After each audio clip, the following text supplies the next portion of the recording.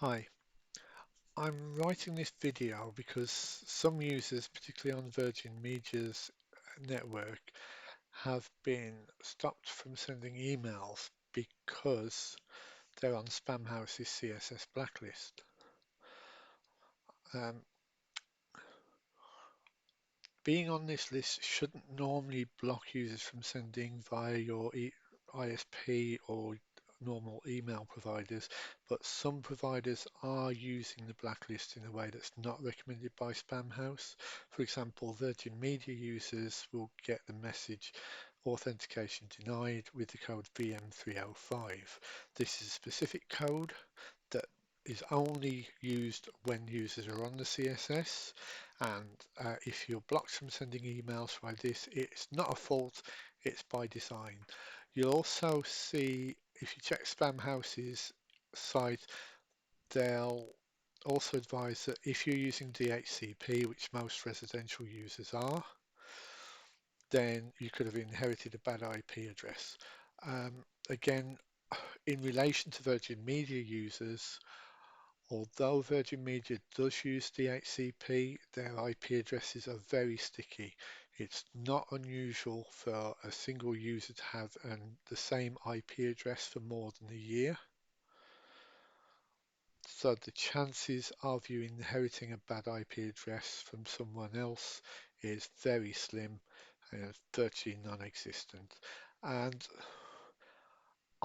if you're on the CSS, I would start by assuming you've got something on your network that's sending spam. It doesn't have to be a computer. We've seen stuff like Amazon Fire Sticks that have got third-party software on. It's also been seen on a Ring doorbell, and one user said he also saw it from a smart TV. Again, with third-party software loaded. Um, Not recommended by the actual makers of the Fire Sticks or the TVs. Um, Usually these devices, the software includes a proxy element that lets other users utilize your network when it's idle. Um, it's usually buried deep in the end user agreement, and as such, it's not a virus, but you really don't want other people sending their trash through your network. If they're sending spam, you have to consider what else are they sending as well. So, as a rule, if you're on the CSS, treat everything on your network as suspect.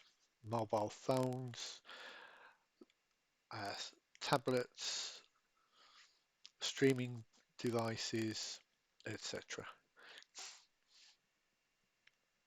The way the internet works is, as far as Spamhaus sees when they detect the spam, it all comes from the same IP address, no matter which device on your network is sending spam.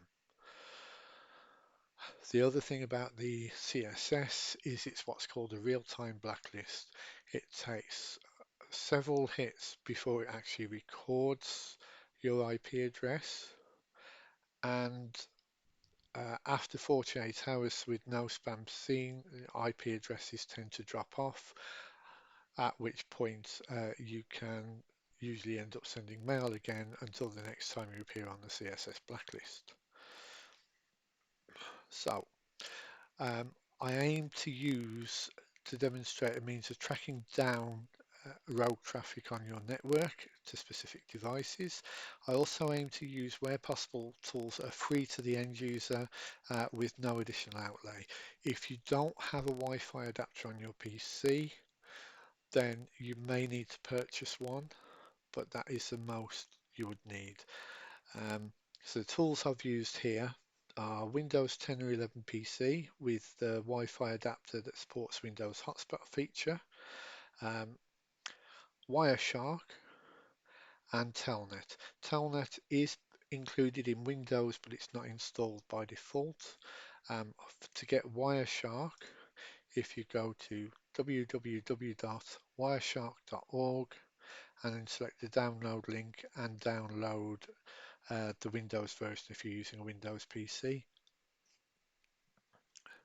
To install Telnet, if you go to Control Panel, if you've not been there before, you'll need to search it, particularly if you're on Windows 10 or Windows 7. So Windows 10 or Windows 11. And then once you're in the Control Panel, if you go to Programs and Features and turn Windows features on or off, scroll down to Telnet and tick it. If it's not ticked, click OK and it will install Telnet. You can also uninstall Telnet the same way. Telnet's not needed, but you can use it to demonstrate sample traffic to make sure your Wireshark filter is needed. I'll explain the use of the filter in a moment. It is essentially, the filter means that all Wireshark will see is traffic on port 25. And I'll repeat again, you should not see traffic on port 25 traversing your network. If you use an email provider that recommends port 25, I would go find another email provider, but that's neither here nor there. Virgin Media, for example, although they have port 25 enabled on their legacy servers, their recommended sending settings are port 465 encrypted for SMTP.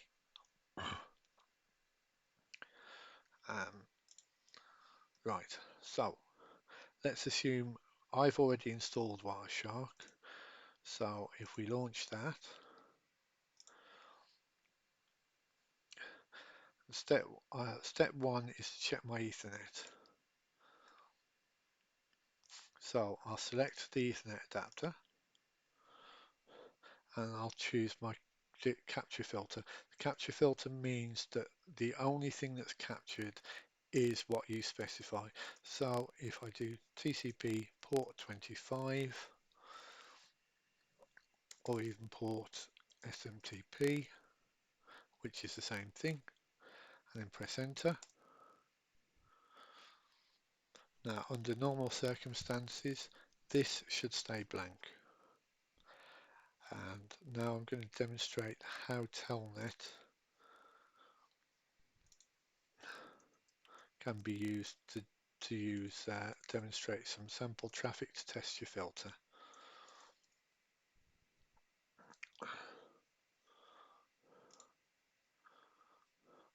So if you run Telnet, and if you go open, you can actually use any server you want, as long as you're using port 25. So I'll do it, but I happen to know this mail server. So we'll go smtp.blueyonder.co.uk, port 25. I'm not actually going to send email. This is just to demonstrate the connection. And straight away we can see packets appearing. And if we quit,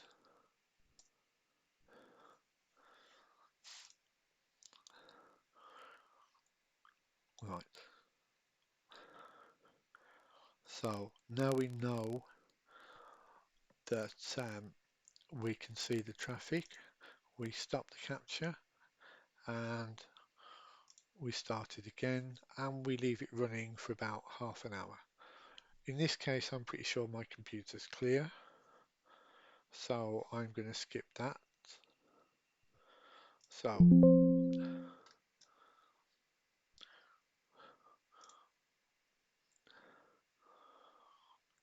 the next feature we want is to use Windows Hotspot feature. So the quickest way is if you right click and select Network Connections and then select Mobile Hotspot. I've already turned the hotspot on. And if we go into the mobile hotspot, we'll see the network properties, which is the name of the hotspot and the password. So what I would do is now I will connect each network device I have that's Wi-Fi capable to the mobile hotspot. I also need to be able to identify the hotspot.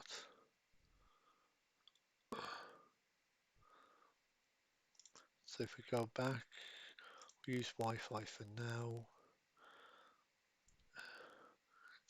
Select view and change. No, that's not the one.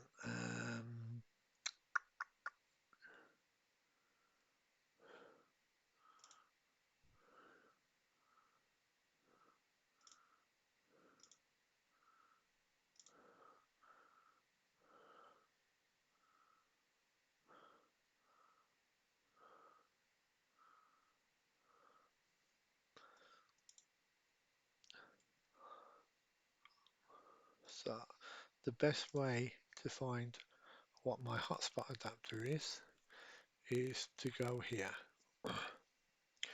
We go back to control panel. We select network and sharing center and change adapter settings. And what we're looking for is the adapter that has Microsoft Wi-Fi Direct Virtual Adapter, which in this case is local area connection 2. It may vary depending on your devices. So we can close that. So now we can run this and run the same capture filter as before.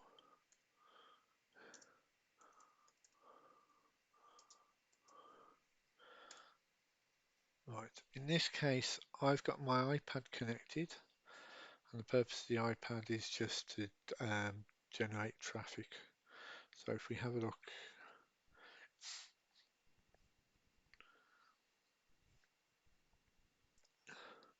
just demonstrate the, so we can demonstrate the capturing progress.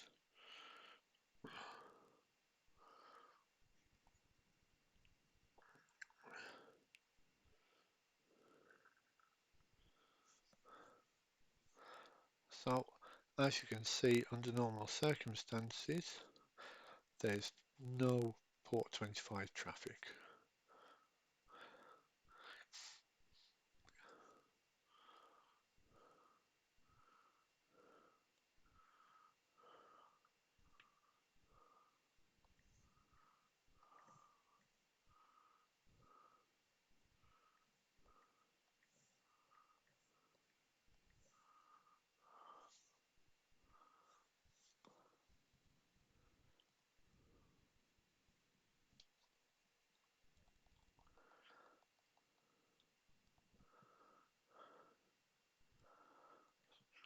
Now what I'm going to do is for this test,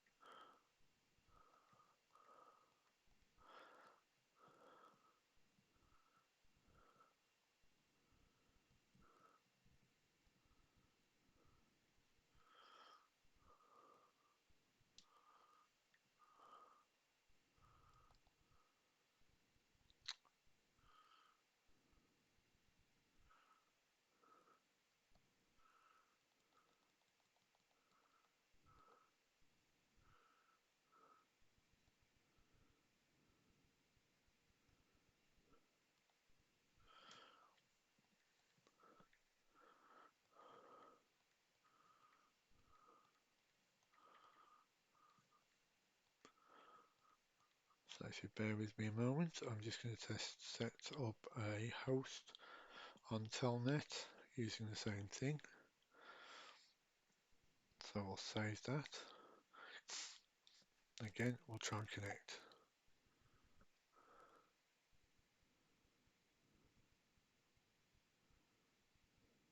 Oops, that's not the one.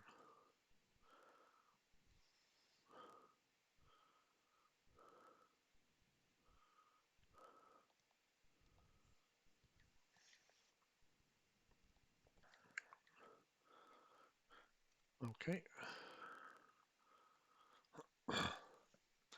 Right. So I've set up a Telnet connection from my iPad to demonstrate what you'll see when there's a connected device. So we'll start that running. And again, just like running Telnet from my PC,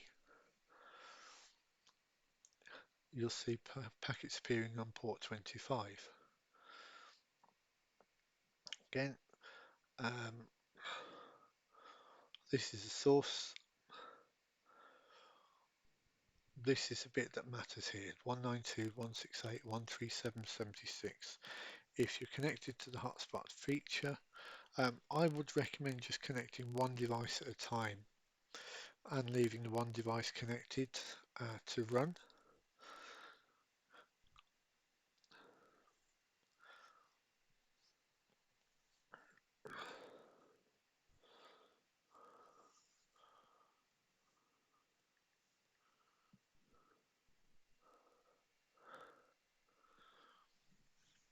Now, were this a real test, we would see that it's my iPad is actually infected.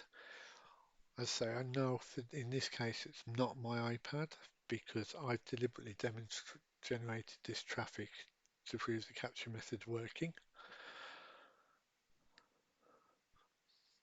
So I would then troubleshoot the device that I've just connected to try and find out what is on it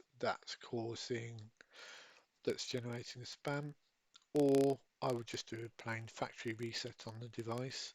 If you don't know how to do a factory reset, if you check online, there's usually methods for factory resetting, things like Amazon Fire Sticks, etc. Thank you very much.